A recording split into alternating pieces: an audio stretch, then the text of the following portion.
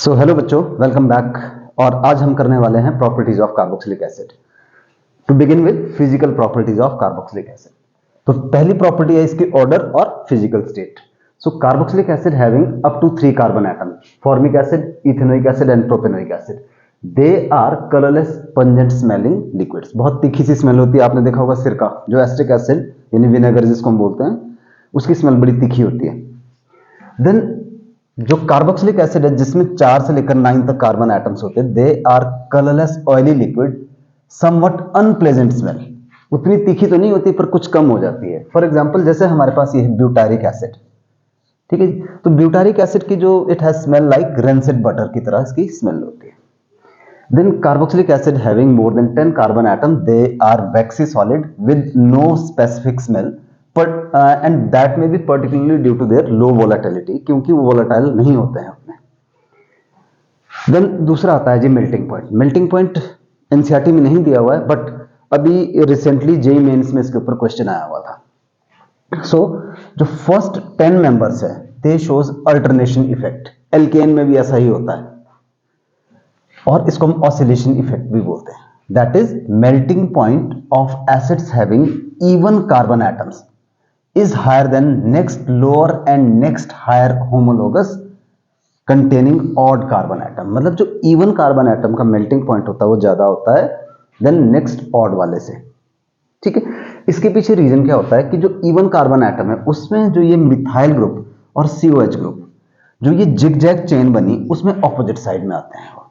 Opposite side आने से क्या होता है कि सॉलिड स्टेट के अंदर इनकी पैकिंग बड़ी क्लोज हो जाती है, मतलब उसके अंदर स्ट्रॉन्ग इंटरमॉलिक्यूलर अट्रैक्शन आ जाती है और उस वजह से they melt at higher temperature. On the other hand अगर हम देखें यहाँ पे ऑड कार्बन वालों की, तो ऑड कार्बन में क्या है, जो CH3 ग्रुप और COH ग्रुप, यानी ये जो दोनों ग्रुप है हमारे पास, वो सेम साइड आ जाते हैं हमारे पास इस जिगजैग चेन के, और उससे क्या हो जाता है, उनकी पैकिंग क्लोज नहीं हो पाती सॉलिड स्टेट में और इंटरमॉलिक्यूलर अट्रैक्शन उसके अंदर हो जाती है वीक, और इस वजह से उनका मेल्टिंग पॉइंट लो हो जाता है। तो यहां पे मैंने लिखा लोअर मेल्टिंग पॉइंट और इनका यहां पे हायर मेल्टिंग पॉइंट।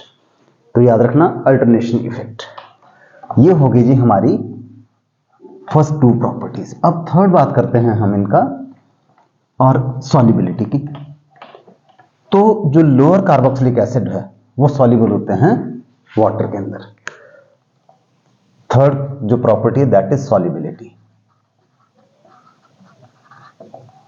सॉल्युबिलिटी, जो lower acids carboxylic acid up to 5 carbon, they are soluble in water because they can form intermolecular hydrogen bond with water. हमारे को पता है ये वाटर है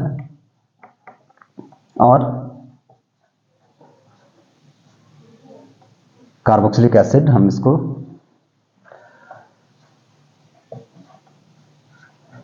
ये ऐसे लिख दिया,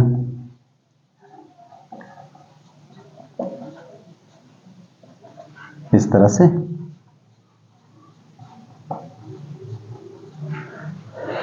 तो जो लोअर मेंबर्स होते हैं इस फैमिली के, वो क्या करते हैं, they can form intermolecular hydrogen bond with water.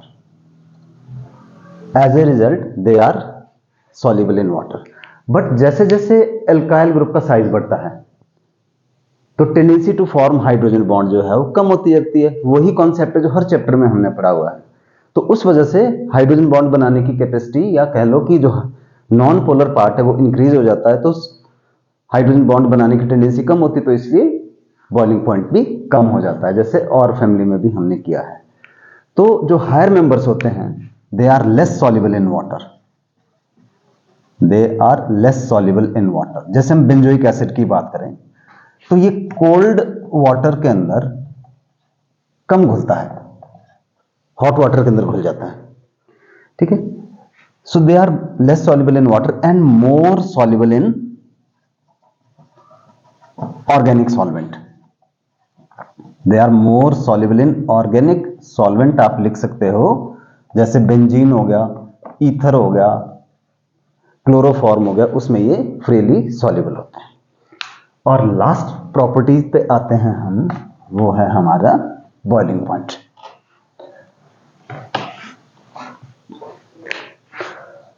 Boiling point तो it is higher than, hydrocarbon से तो होगा ही, एल्डिहाइड कीटोन इनसे भी ज्यादा होगा, अमाइन से भी ज्यादा होगा। तो इनका जो बॉइलिंग पॉइंट है, it is higher than hydrocarbon, carbonyl compound and amines and even alcohol of comparable molecular mass, comparable molecular mass. तो it is higher than hydrocarbon, aldehyde ketone, amines and alcohols of comparable molecular mass. For example, जैसे हम एक example ले लेते हैं, हम यहां पे हमने लिया एसिटिक एसिड CH3COH, और एक ले लेते हैं हम प्रोपेनॉल, प्रोपेनवानोल या एन प्रोपाइल अल्कोहल। दोनों का जो मॉलिक्यूलर मास है वो 60 है, दोनों का, इसका भी और इसका भी। पर अगर हम एक्सपेरिमेंटल वैल्यू देखें बॉइलिंग पॉइंट की, तो इसका बॉइलिंग पॉइंट 391 केल्विन है और इसका जो बॉइलिंग पॉइंट है इट इज 370 केल्विन। तो रीजन क्या है? इसका मतलब यह हुआ कि हाइड्रोजन बॉन्ड तो दोनों बना रहे, इसके अंदर भी हाइड्रोजन बॉन्ड होती है, इसके अंदर भी हाइड्रोजन बॉन्ड होती है, बट रीजन है कि जो हाइड्रोजन बॉन्डिंग है it is strong in carboxylic acid. तो कार्बोक्सिलिक एसिड के अंदर जो हाइड्रोजन बॉन्ड है वो स्ट्रॉन्ग होती है। क्यों है स्ट्रॉन्ग? देखिए, अगर हम यहां पे कार्बोक्सिलिक एसिड में देख रहे हैं ये, और एक अल्कोहल में देखते हैं, हाइड्रोजन बॉन्ड तो है दोनों में,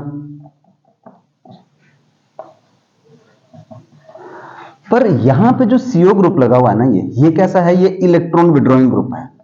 तो जो CO ग्रुप है वो इलेक्ट्रॉन विड्रॉइंग ग्रुप है, उससे क्या हो जाएगा, जो OH बॉन्ड हो जाएगी ना वो मोर पोलर हो जाएगी।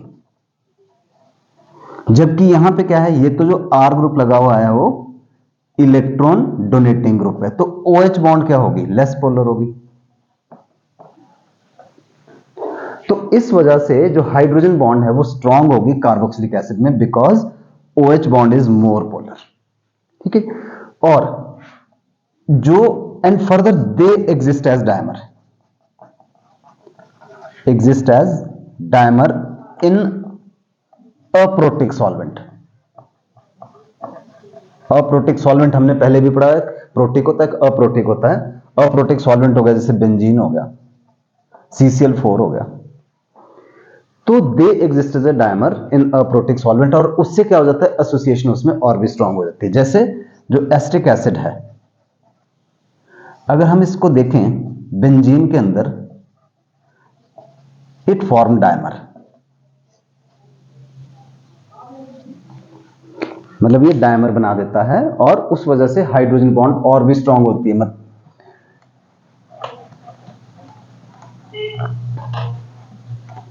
तो बॉइलिंग पॉइंट ऑटोमेटिकली ज्यादा हो जाएगा। तो रीजन क्या पड़ा हमने, एक तो OH बॉन्ड ज्यादा पोलर है, दूसरा they exist as a dimer. तो अगर हम डायमर की बात करें ना, यहां पे थोड़ी सी बात देखें, हमने पहले भी ये बहुत जगह पढ़ा हुआ है, सॉल्यूशन वाले चैप्टर में भी आता है जब हम कॉलिगेटिव प्रॉपर्टीज के बारे में बात करते हैं। तो यहां पे एक हमारे पास साइक्लिक कंपाउंड बन जाता है ये। अब कल को कहीं मेरे से ऐसा क्वेश्चन पूछा जाता है कि जो कार्बोक्सिलिक एसिड और डायमर बनाते हैं, एक रिंग बनाते हैं, so how many atoms are present in the ring, ऐसा भी तो क्वेश्चन पूछा जा सकता है ना। तो अगर आप काउंट करोगे तो 1 2 3 4 5 6 7 8, यानी 8 मेंबर्ड साइक्लिक रिंग बनता है हमारे पास। पर ध्यान रखना, ये सिर्फ और सिर्फ अप्रोटिक सॉल्वेंट में होता है। ठीक है जी, वाटर के अंदर ऐसा नहीं होगा, क्योंकि जब वाटर की प्रेजेंस में क्या होता है कि वो डायमर एग्जिस्ट नहीं करेगा, डायमराइजेशन नहीं होगी, उसका डाइलेक्ट्रिक कांस्टेंट ज्यादा है वाटर का। तो ये हो गया जी फिजिकल प्रॉपर्टीज हमारी कार्बोक्सिलिक एसिड की। अब हम चलते हैं आगे chemical properties, chemical properties of carboxylic acid. तो सबसे पहले हम करने वाले हैं जो इसकी, और वो है जी reaction involving number A, reaction involving cleavage of COH bond. तो हम उन रिएक्शंस को पढ़ने वाले हैं जिसके अंदर हमारे पास कार्बन और OH के बीच की बॉन्ड जो है वो ब्रेक होती है। तो सबसे पहला करने वाले इसमें हम formation of anhydride, formation of anhydride. अगर हमने कार्बोक्सिलिक एसिड लिया, जैसे ये ले लिया,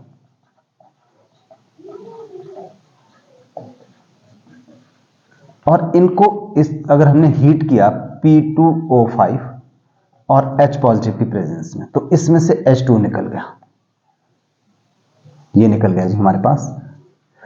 तो हमारे पास क्या बन गया, R ले ले तो R लिखो, नहीं तो CH3 ले ले तो CH3, C double bond O,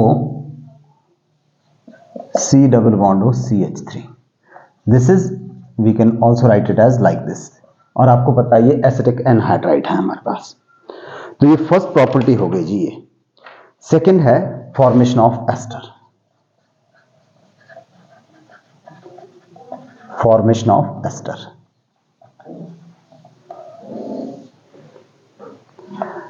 तो अगर हमने कार्बोक्सिलिक एसिड को रिएक्ट करवाया अल्कोहल के साथ C2H5OH in the presence of concentrated H2SO4 और ड्राई HCl गैस, तो हमारे पास बन जाएगा ester CH3, C double bond O, C2H5। तो this is ethyl acetate.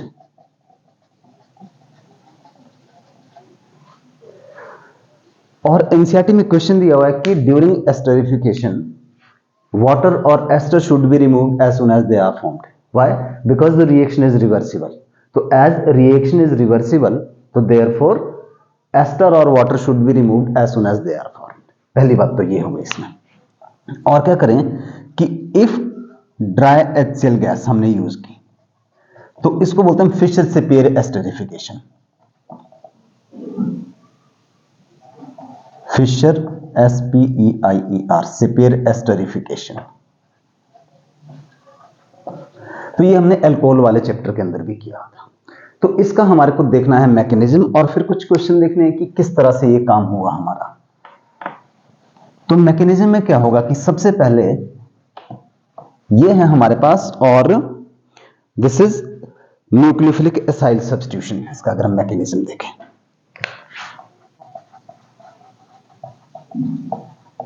this is called nucleophilic acyl substitution। First step में क्या होगा, जो ये हमारे पास कार्बोक्सिलिक एसिड था, ये एसिड की प्रेजेंस में प्रोटोनेशन हो गई इसकी। This is our first step. और ऐसा करने पर क्या हुआ जी, O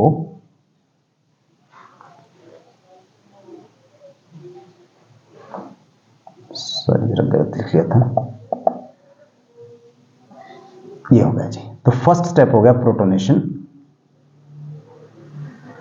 OH, यहां पे पॉजिटिव चार्ज आ गया और ये एसिड है। तो क्योंकि इसके पास पॉजिटिव चार्ज आ गया, अब क्या करेगा, ये इलेक्ट्रॉन विड्रॉ करेगा। तो यहां पे इस कार्बन पे क्या होगी, इलेक्ट्रोफिलिसिटी इंक्रीज होगी हमारी, because it will be stabilised by resonance.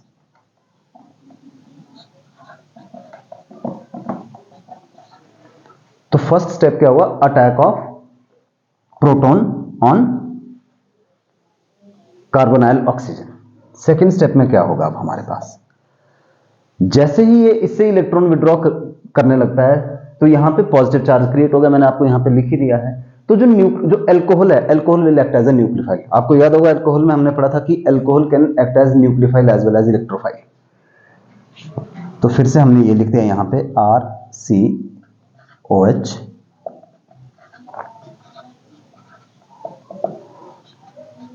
तो ROH ये एक्ट करेगा न्यूक्लियोफाइल, इसने कहां पे अटैक करना है, क्योंकि जैसे ये इलेक्ट्रॉन विड्रॉ करने लगेगा ये वाला जो है वो इस कार्बन के ऊपर अटैक कर देगा।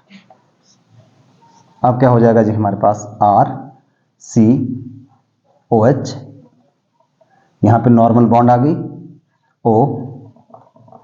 OH आ गया, और साथ में यहां पे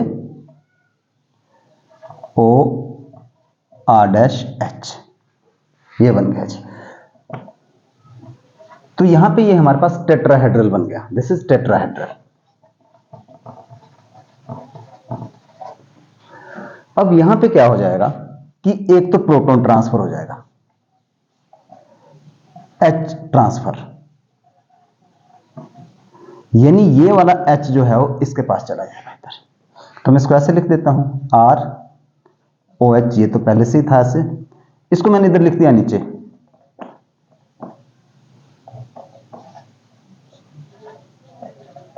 और इसको इस तरफ लिख दिया, ऐसा लिखा और कुछ नहीं किया इसका। तो अगेन ये टेट्राहेड्रल इंटरमीडिएट है, उसमें प्रोटॉन ट्रांसफर हो गया। उसके बाद क्या हो जाएगा, यहां से H पॉजिटिव वाटर जो है निकल जाएगा बाहर,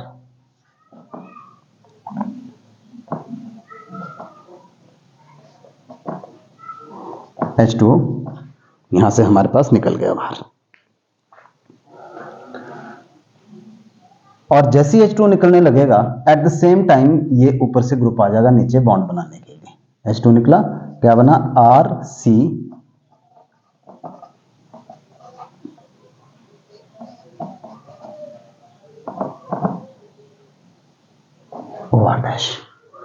और लास्ट में क्या हुआ जी हमारे पास H पॉजिटिव निकला, क्योंकि मैकेनिज्म में क्या होता है कि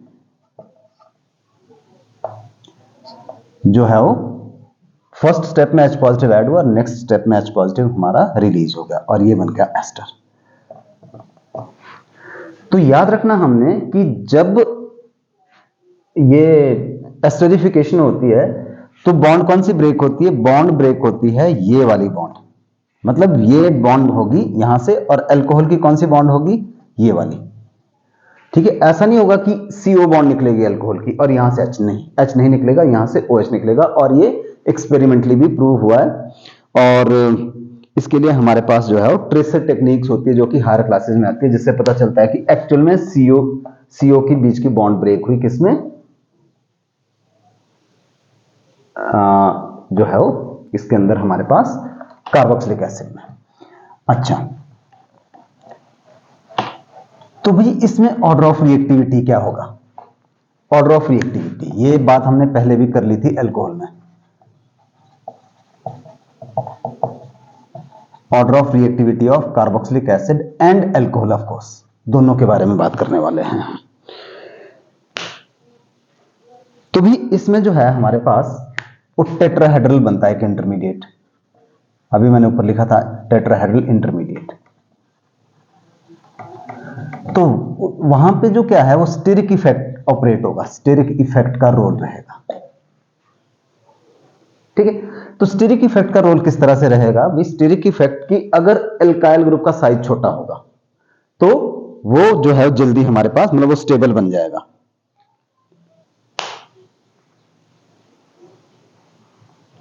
तो जैसे नंबर ऑफ एल्काइल ग्रुप और साइज बढ़ेगा तो रिएक्टिविटी स्लो हो जाएगी। अगर हम देखें तो कार्बोक्सिलिक एसिड में फॉर्मिक एसिड सबसे जल्दी रिएक्ट करेगा, then this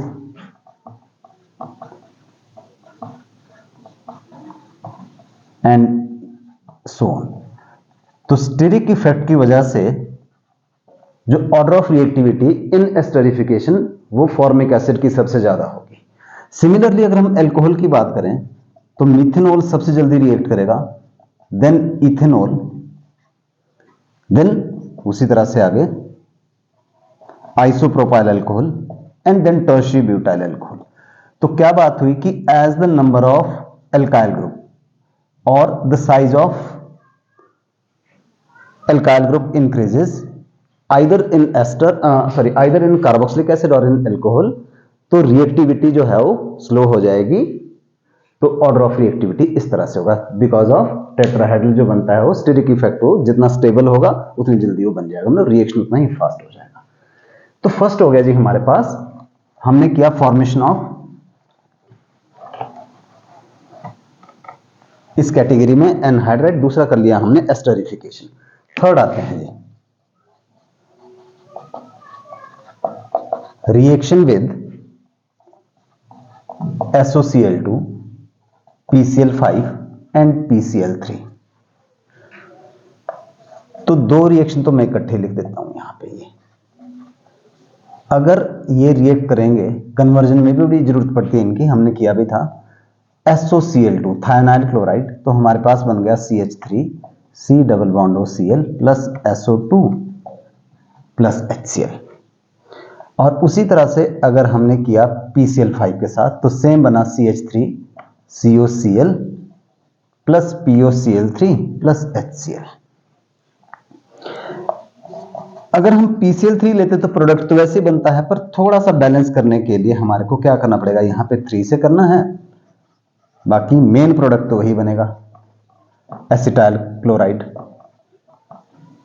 3 moles plus H3PO3। तो ये फर्क है, बाकी ये हो गया जी। नेक्स्ट बहुत इंपॉर्टेंट, रिएक्शन विद NH3। ये अमाइड वाले चैप्टर में भी बहुत इसकी जरूरत पड़ती रहती है, इस टॉपिक की।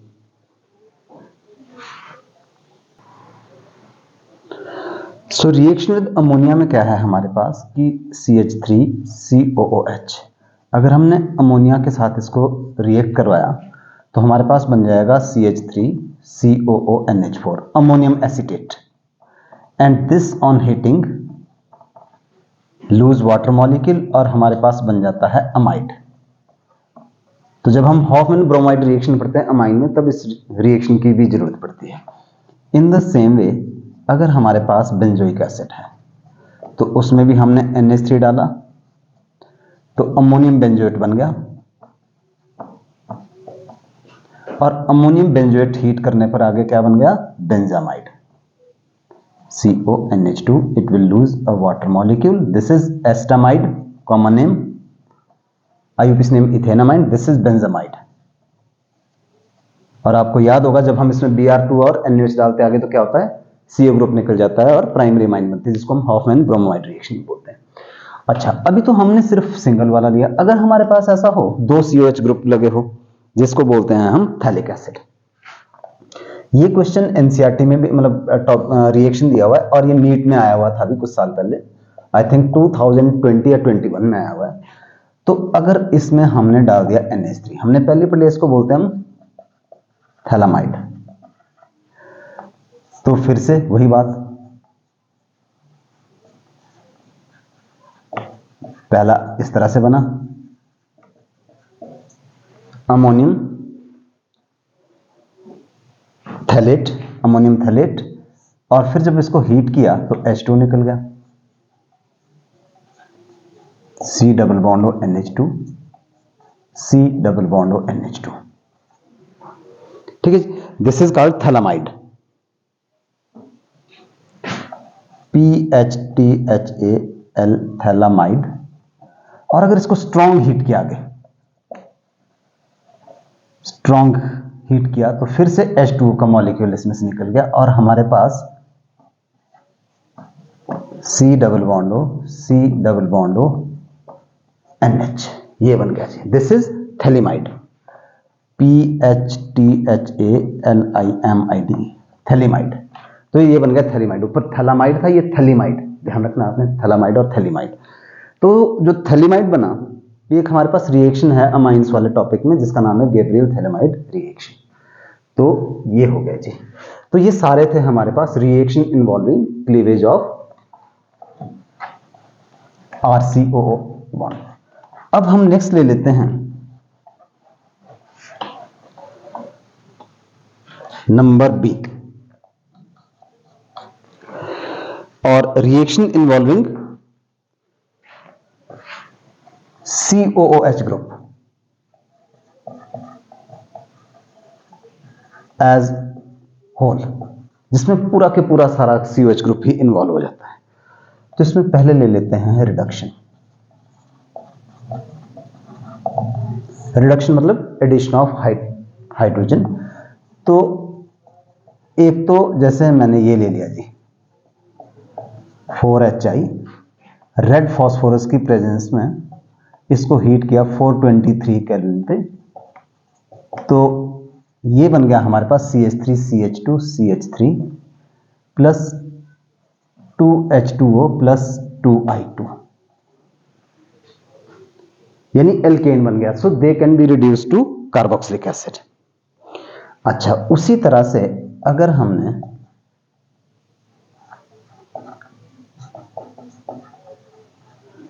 इसकी रिडक्शन की LiAlH4 नंबर 1 और B2H6 diborane in ether, first part ये है, और second step in the presence of acid, तो ये हमारे पास रिड्यूस हो जाएगा एल्कोहल में। तो carboxylic acid can be reduce to alcohol also. तो फर्स्ट हो गया रिडक्शन, तो reduction to hydrocarbon and reduction to alcohol. Conversion में भी इस रिएक्शन की जरूरत पड़ती है अगर हमने कार्बोक्सिलिक एसिड से सीधा एल्कोहल बनाना है। Number 2, decarboxylation. डीकार्बोक्सिलेशन क्या होता है? Removal of CO2। तो नंबर 1 इसका पार्ट, यूजिंग सोडा लाइम।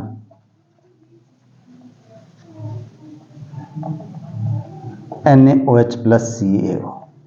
तो ये काफी इंपॉर्टेंट रिएक्शन है और अभी शायद 2021 नीट में भी पूछा गया था इसके बारे में कि अगर हम कार्बोक्सिलिक एसिड का सॉल्ट लेते हैं, sodium salt of carboxylic acid, और उसको ट्रीट करते हैं सोडा लाइम के साथ, NaOH और CaO हीट करते हैं, तो हमारे पास क्या हो गया? तो ये निकल गया जी यहां से और हमारे पास बन गया methane, Na2CO3, and this is the laboratory method for preparation of methane.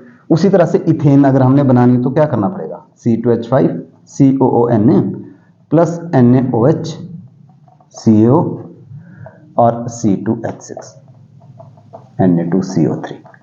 Benzene बनानी तो क्या लेना है? सोडियम बेंजोएट लेना है हमने, और soda lime NaOH and CaO heat किया और यहां पे H आ गया, बेंजीन बन गई एंड Na2CO3। तो फर्स्ट है जी यूजिंग सोडा लाइम। अच्छा, यहां पे एक नोट करने वाली बात यह है कि अगर हम जेम डाइकार्बोक्सिलिक एसिड लेते हैं, जैसे CH2 COOH इसका नाम है, और मेलेनोइक एसिड,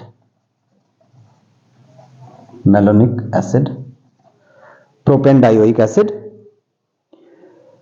तो जब हम इसको हीट करेंगे 425 केल्विन के अराउंड, तो यहां पे हमारे पास CH3COOH बन जाएगा और CO2 इसमें से निकल गई बाहर हमारे पास।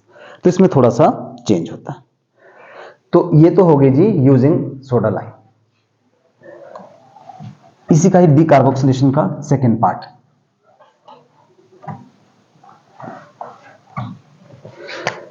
डीकार्बोक्सिलेशन का ही सेकेंड पार्ट है हमारे पास, and that is electrolytic decarboxylation.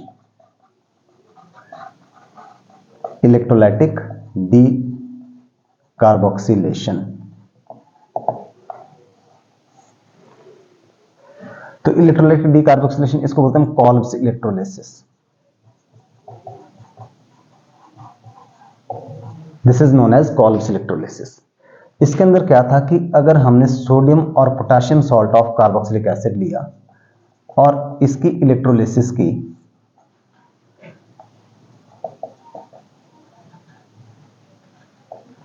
तो हमारे पास ethane CO2 H2 plus 2KOH, तो ये दोनों गैसेस जो है वो एनोड पे बन गई और हाइड्रोजन जो है वो कैथोड पे लिबरेट होती है, रिलीज होती है।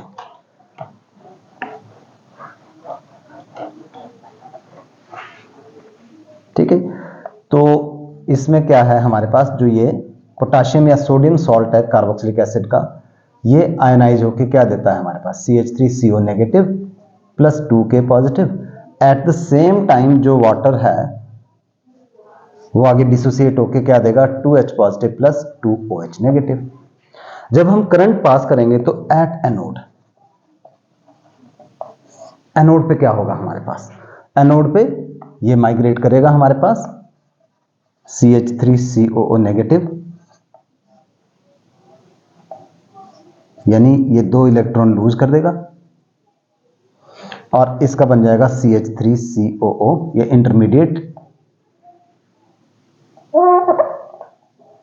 ऑफ कोर्स 2 तो रखेंगे यहां पे, and this will further give rise ethane and 2CO2।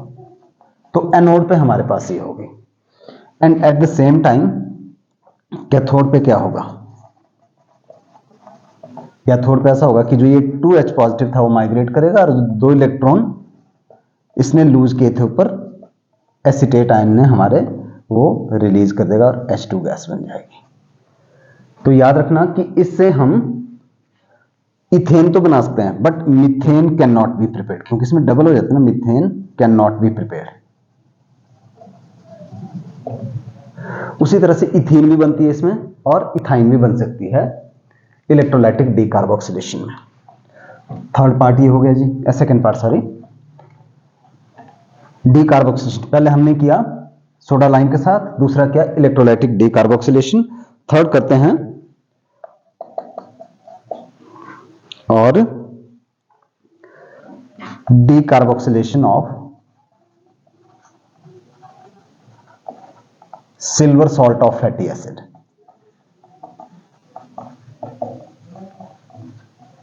तो ये भी हमने पहले पढ़ी है हेलोएल्केन्स के अंदर। तो this is called Borodin Hunsdiecker reaction, this is Borodin Hunsdiecker reaction. तो बोरोडीन हंसडेकर रिएक्शन में हमारे पास क्या है कि अगर हम सिल्वर एसीटेट लेते हैं Br2 की प्रेजेंस में एंड CCl4 की प्रेजेंस में, जो है वो इसकी रिफ्लक्स कर देते हैं, इसको हीट लिख लो या रिफ्लक्स, तो हमारे पास CH3Br बन गया, CO2 प्लस AgBr। और जो डीकार्बोक्सिलेशन का फोर्थ पार्ट था, ये हमने पहले ही पढ़ा हुआ है, distillation of calcium salt of fatty acid. तो अगर हम डिस्टिलेशन करें calcium salt of fatty acid की, तो हमारे पास या तो कीटोन बनेगा या एल्डिहाइड बनेगा। तो ये हमने ऑलरेडी डिस्कस कर लिया है, method of preparation of aldehyde and ketone में। तो आपको पिछली वीडियो देखनी पड़ेगी इसके लिए। तो सबसे पहले आज हमने किया reaction involving cleavage of COH bond, दूसरा किया हमने reaction involving COOH group as a whole. अब अगला कर लेते हैं हम।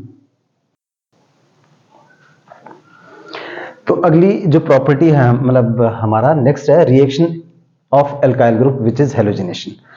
सो carboxylic acid having alpha hydrogen atom get halogenated at alpha position by using Cl2 or Br2 in red phosphorus and it is known as HVZ reaction, Hell-Volhard-Jelinski reaction। जैसे ये acetic acid लिया और जिसमें अल्फा हाइड्रोजन होना जरूरी है, क्योंकि वही उसी की जगह पे तो हेलोजिनेशन होगी। जैसे अल्फा हाइड्रोजन किस में चाहिए हमारे को, एल्डोल कंडेंसेशन में चाहिए, एल्डिहाइड में। तो इन द सेम वे यहाँ पे भी अल्फा हाइड्रोजन का होना जरूरी है। तो ब्रोमीन या क्लोरीन हमने डाल दिया तो हमारे पास बन गया मोनोब्रोमो एसिटिक एसिड। देन फर्दर होगा, क्योंकि एक और अभी इसमें 2 और बच गए, तो dibromo acetic acid and then tribromo acetic acid. तो this is known as Hell Volhard Zelinsky reaction.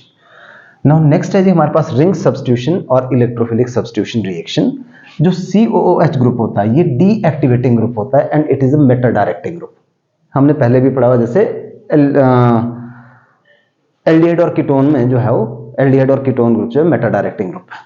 तो सबसे पहले ब्रोमिनेशन की तो मेटा पोजीशन पे Br आ गया, नाइट्रेशन की मेटा पोजीशन पे NO2 आ गया, सल्फोनेशन की तो मेटा पोजीशन पर सल्फोनिक ग्रुप आ गया।